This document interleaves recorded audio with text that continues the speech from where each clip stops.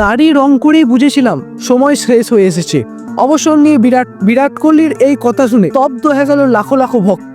হ্যাঁ, এবার নিজেই নিজের অবসরের কারণ জানিয়ে দিলেন কিং কোহলি। কি বললেন বিরাট কোহলি সেটা সম্পর্কে তো বিস্তারিত জানবোই বন্ধুরা। তার আগে তোমরা যদি একজন বিরাট কোহলির ফ্যান হও তাহলে অবশ্যই ভিডিওটি লাইক করে দাও মন থেকে।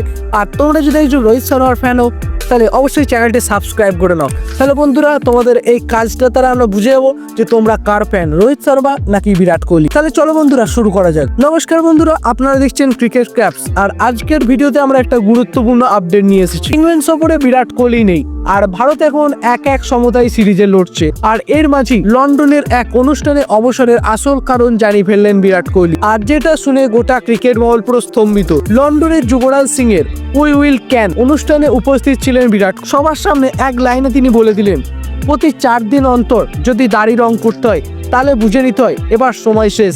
আর এই কথার ভিতরই যেন লুকিয়ে রয়েছে হাজারো না বলা কথা। আরো বললেন, রাবি শাস্ত্রী না থাকলে আমার টেস্ট ক্যারিয়ার হয়তো এত দূর আসতে পারতাম না। তার উপস্থিতিতেই আমার টেস্ট ক্যারিয়ারে এত উন্নতি হয়েছে। রবি ভাইয়ের স্পষ্টতা, সাহস আর তার পাশে থাকা কথাগুলি বলে তিনি চোখে জল এনে দিয়েছেন হাজারো লাখো ফ্যানেদের মধ্যে। তাহলে বন্ধুরা তোমরা বুঝতে পারছো তো, বিরাট কোহলি স্বেচ্ছাতেই তার অবসরের সিদ্ধান্ত নিয়েছিলেন।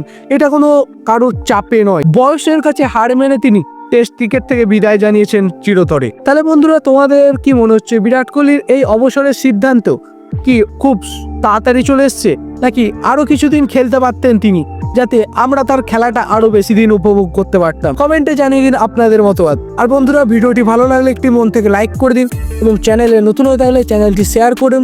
আর চ্যানেলে অবশ্যই নতুন ভিউয়ার্স হলে চ্যানেলটি সাবস্ক্রাইব করে ডেসক্রিপশন বক্স থাকা লিঙ্কে ক্লিক করে আমাদের টেলিগ্রাম চ্যানেল, হোয়াটসঅ্যাপ চ্যানেল ও ফেসবুক পেজে যোগ হতে ভুলবেন না। তাহলে বন্ধুরা আজকের জন্য এই পর্যন্তই। আর আপনারা যদি বিরাট কোহলির ফ্যান হন তাহলে অবশ্যই কমেন্টে লিখে দিয়ে যান আই লাভ বিরাট।